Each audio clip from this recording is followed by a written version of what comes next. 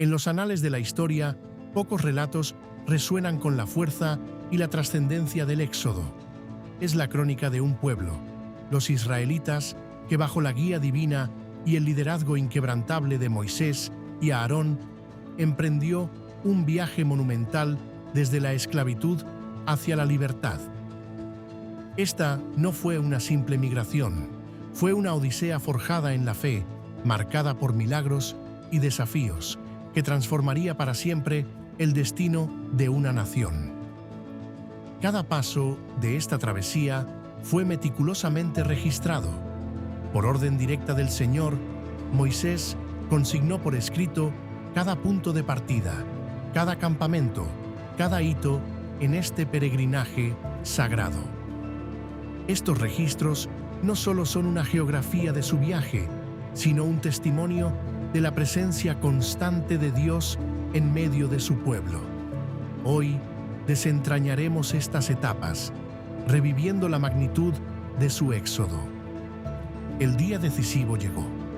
Era el 15 del primer mes, el día siguiente a la primera Pascua, una noche que había marcado un antes y un después en la historia de Egipto y de Israel.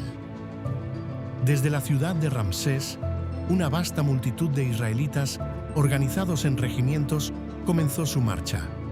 No fue una huida sigilosa, sino una partida triunfal, a plena vista de todo Egipto. Mientras los israelitas salían con sus cabezas en alto, Egipto se sumía en un profundo luto. En cada hogar egipcio, el dolor era palpable, pues el Señor había herido de muerte a sus primogénitos, la última y más devastadora de las plagas.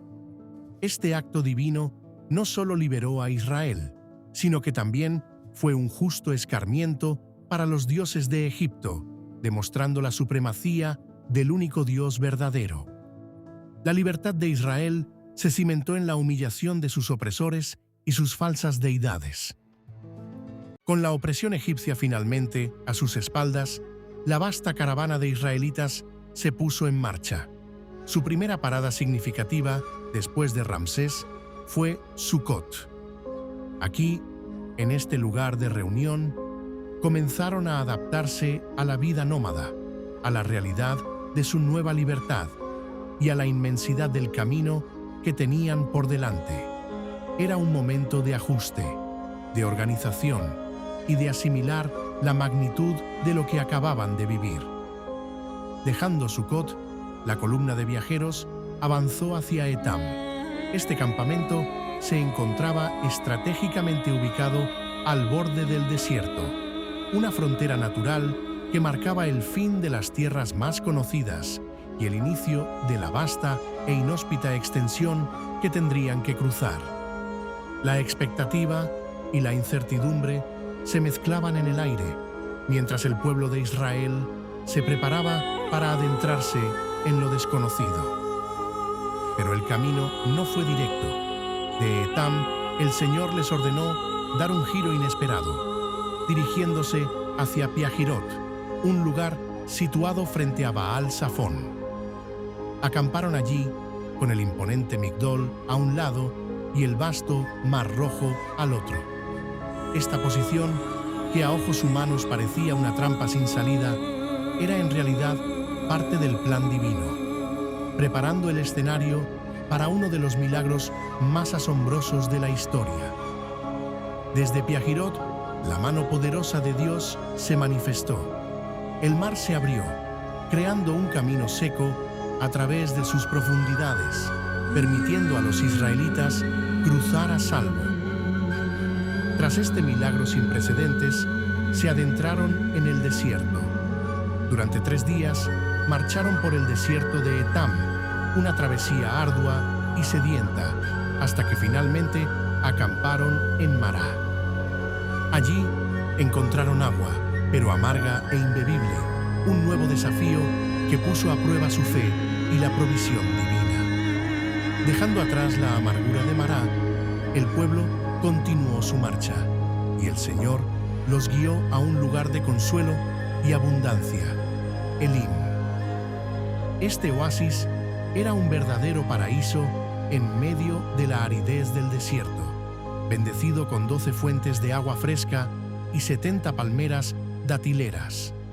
Aquí, los israelitas pudieron descansar, reponer fuerzas y experimentar la generosidad de Dios en un entorno de paz y frescura.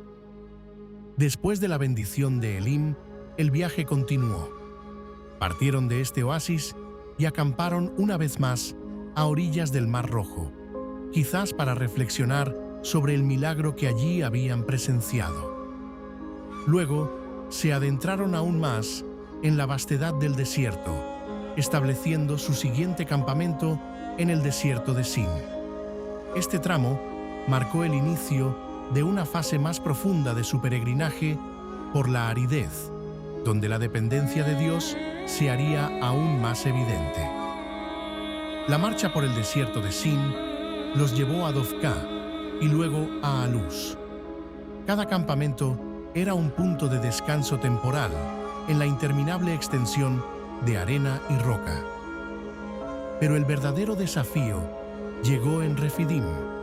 Allí, el pueblo se encontró con una escasez crítica de agua, una prueba severa para su fe y paciencia. La sed se convirtió en una amenaza real y la murmuración comenzó a extenderse entre la multitud, clamando por la provisión divina.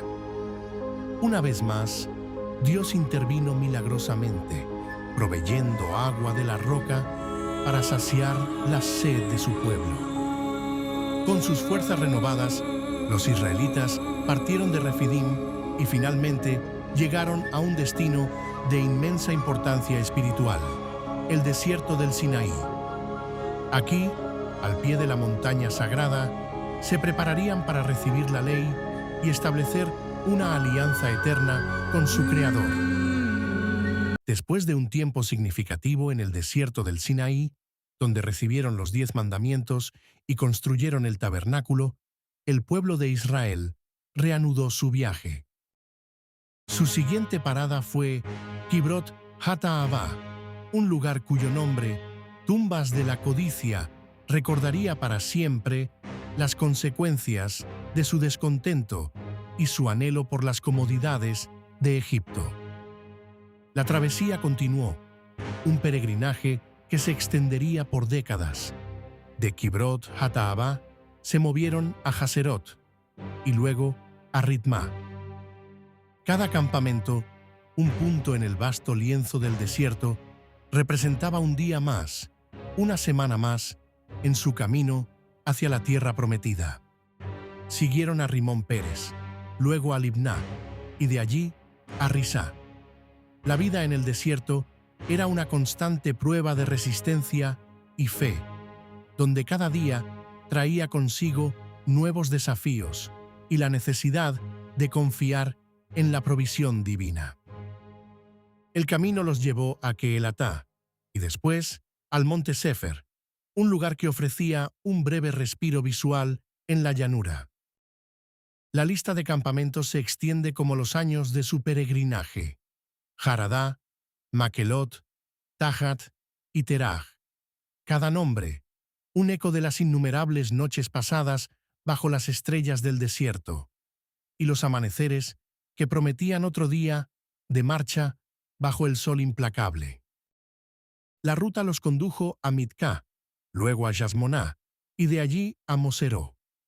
El desierto no solo era un lugar físico, sino también un crisol, donde se forjaba el carácter de la nación. Pasaron por Bené Yacán, Hor Gidgad, Yotbatá y Abroná. Cada parada era una lección, cada dificultad una oportunidad para fortalecer su dependencia en Dios.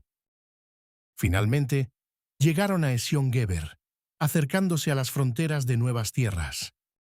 Y así, después de años de vagar por la inmensidad del desierto, el pueblo de Israel llegó a un punto crucial, el desierto de Sin, conocido también como Cades. Este lugar se convertiría en un campamento base importante, un punto de inflexión en su viaje, donde se tomarían decisiones trascendentales que afectarían el curso de su historia. Cades representaba la proximidad a la tierra prometida, pero también el lugar de nuevas pruebas y desafíos. Desde Cades, el viaje continuó, llevando a los israelitas hacia el monte Hor, situado en los límites de Edom. Este lugar, majestuoso y sombrío, sería testigo de un evento de profunda tristeza y significado para la nación. Fue en el monte Hor donde el sacerdote Aarón, el hermano de Moisés y el primer sumo sacerdote de Israel, cumplió su destino. Por orden del Señor, subió a la montaña y allí, el primer día del quinto mes, 40 años después de la salida de Egipto, entregó su espíritu. Tenía 123 años. Su muerte marcó el fin de una era, el paso de una generación que había experimentado directamente los milagros del Éxodo. La noticia de la llegada de los israelitas y su avance por la región no pasó desapercibida. El rey cananeo de Arad, que habitaba en el Negueb, en el país de Canaán, recibió la información, lo que presagiaba futuros conflictos. Mientras tanto, el pueblo, con el dolor de la pérdida de Aarón, continuó su marcha. Partieron del monte Hor y acamparon en Salmoná, luego en Punón, y después en Obot. De Obot, los israelitas se movieron y acamparon sobre el territorio de Moab, en Ije-ha-Abarim, marcando su entrada en una nueva región. Continuaron su avance, estableciendo campamentos en Dibón-Gad y luego en Almón-Diblathaim. Cada paso los acercaba más a su destino final, pero también a nuevos encuentros y desafíos con las naciones circundantes. Finalmente, partieron de Almón-Diblathaim y acamparon en las majestuosas montañas de Abarim, con vistas al monte Nebo, desde donde Moisés, más tarde, contemplaría la tierra prometida. De allí, descendieron a las estepas de Moab, junto al río Jordán, a la altura de Jericó. Su último gran campamento, antes de cruzar el Jordán, se extendía desde Bet-Hayesimot hasta Abel-Sittim, en las vastas estepas de Moab. Aquí, a orillas del río, que los separaba de su herencia, el pueblo de Israel se preparó para la fase final de su épica jornada. 40 años de peregrinaje habían llegado a su fin, y la tierra prometida estaba al alcance de la mano. Fue en estas estepas de Moab, junto al Jordán y frente a Jericó, donde el Señor se dirigió una vez más a Moisés, impartiendo instrucciones cruciales para la siguiente etapa de su historia. La conquista y el establecimiento en la tierra prometida no serían tareas sencillas y requerirían obediencia y determinación. El mandato era claro: cuando crucen el Jordán y entren en la tierra de Canaán, deberán desposeer a todos sus habitantes. Destruirán todas sus imágenes esculpidas, demolerán sus estatuas de metal fundido y derribarán todos sus lugares altos de adoración. No dejarán rastro de la idolatría que corrompe esa tierra. Una vez purificada la tierra, el Señor les instruyó: tomarán posesión del país y habitarán en él, porque yo les di esa tierra para que la posean. La distribución de la tierra se haría por sorteo entre los clanes, asegurando una herencia justa para cada uno, proporcional al tamaño de su grupo. Cada tribu patriarcal recibiría su porción, un legado divino que sellaría su identidad como nación. Pero el Señor también advirtió sobre las graves consecuencias de la desobediencia. Si no despojan de sus dominios a los habitantes del país, aquellos que dejen serán como espinas en sus ojos y aguijones en su costado, que los asediarán en la tierra donde habiten. La coexistencia con la idolatría y las prácticas paganas de los cananeos sería una fuente constante de problemas y corrupción para Israel. Y la advertencia final fue contundente: y yo los trataré a ustedes como había decidido tratarlos a ellos. La fidelidad a Dios y la obediencia a sus mandatos eran esenciales para la bendición y la permanencia en la tierra prometida.